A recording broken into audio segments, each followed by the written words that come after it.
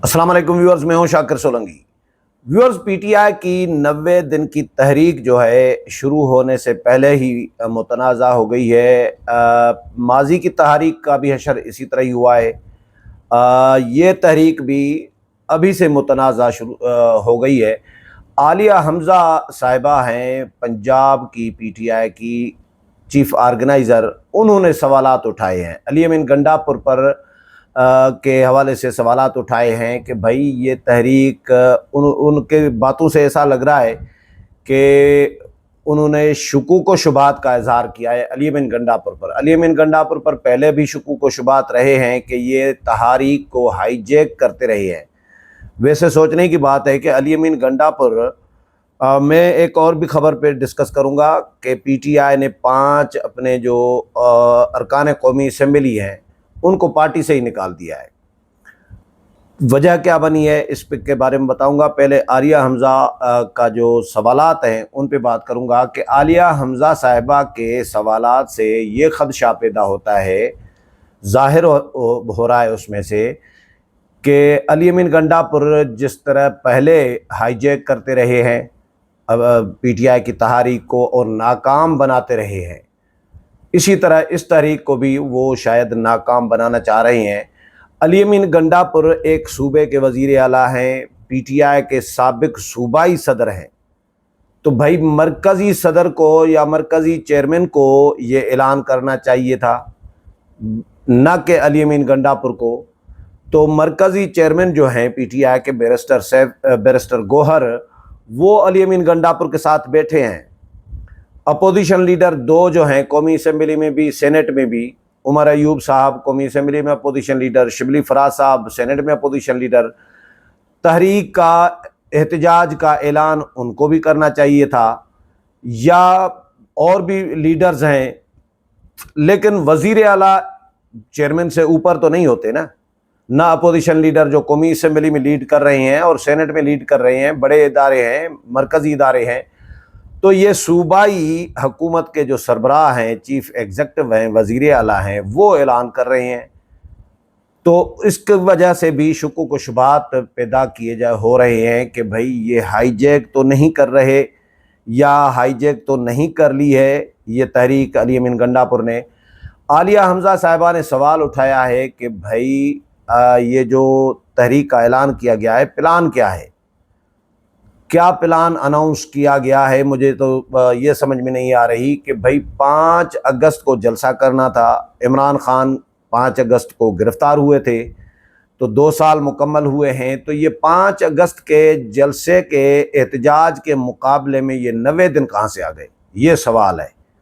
आलिया हमज़ा जो chief organiser हैं PTI Punjab की, उन्होंने ये सवाल उठाया है कि भाई 5 अगस्त के मुकाबले में, एहतजाजी जलसे के मुकाबले में ये 90 दिन का प्लान कहाँ से आया, ये मुझे कोई समझाएगा, कोई रोशनी डालेगा।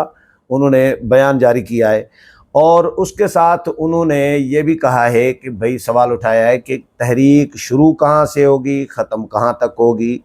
ये भी उन्होंने सवालात उठाया है कि भाई मुझे क्लियर तो करो कि तहरीक का रुख कहाँ होगा। और दूसरी बात ये कि पीटीआई की जो तहरीक माजी की रही है, उनके हवाले से पीटीआई के अपने रहनुमा जो हैं वो सवालात उठाते रहे हैं कि भाई तहरीक नाकाम किसकी वजह से बनी। तहरीकों को नाकाम समझते रहे हैं पीटीआई वाले, खुद भी नाकाम करार देते रहे हैं, और फिर सवालात तभी तो उठा रहे होते हैं कि ये किसने नाकाम बनाई। फिर राबतों का फुकदान, कोऑर्डिनेशन का फुकदान और इख्तलाफात अंदरूनी जो पीटीआई के अंदर होते हैं उनकी शिद्दत जो है उसकी वजह से भी इनकी तहरीक नाकाम होती हैं और बेमकसद हो जाती हैं, कोई नतीजा नहीं निकलता। और ये भी कहा जाता है कि भाई कोई प्लान ही नहीं था। भाई बग़ैर प्लान के तहरीक कैसे चल सकती है। तो ये पीटीआई की माजी की तहरीक भी बग़ैर प्लान के और ये तहरीक भी बग़ैर प्लान के है। आलिया हमज़ा साहिबा के बयान से ऐसा लग रहा है। तो मुझे लग रहा है कि अली अमीन गंडापुर ने, जिन पर इल्ज़ाम है कि ये इस्टेब्लिशमेंट की सियासत कर रहे होते हैं, अगर इस्टेब्लिशमेंट का आशीर्वाद अभी भी है, यकीनन है अली अमीन गंडापुर पर, तभी तो वज़ीर आला बने हुए हैं और बनाए गए थे। اور مولانا فضل الرحمان کو ہروا کر علی امین گنڈاپور کو جتوایا گیا تھا، تو علی امین گنڈاپور کے خلاف اپنی سوشل میڈیا بھی کمپین چلا رہا ہوتا ہے، اپنے پارٹی کے لوگ بھی تنقید کر رہے ہوتے ہیں، انگلیاں اٹھا رہے ہوتے ہیں کہ بھئی علی امین گنڈاپور کے حوالے تحریک ہوئی تو اس کا مطلب ہے کہ تحریک کا ستیہ ناش، کوئی تحریک کا نتیجہ، کوئی کھڑتیل نہیں نکلنا۔ تو یہ عالیہ حمزہ صاحبہ نے سوالات اٹھائے ہیں۔ دوسرا، اچھا، عالیہ حمزہ کو بلایا بھی نہیں گیا۔ لاہور میں 2 دن کا جو شو تھا، ان کا اجلاس تھا اور پریس کانفرنس تھی، عالیہ حمزہ صاحبہ چیف آرگنائزر نظر نہیں آئی کہیں بھی، تبھی تو بیان جاری کیا ہے نا۔ اگر وہ موجود ہوتی تو پھر یہ سوال نہ اٹھاتی، یہ بیان جاری کرنا نہ پڑتا ان کو یقیناً۔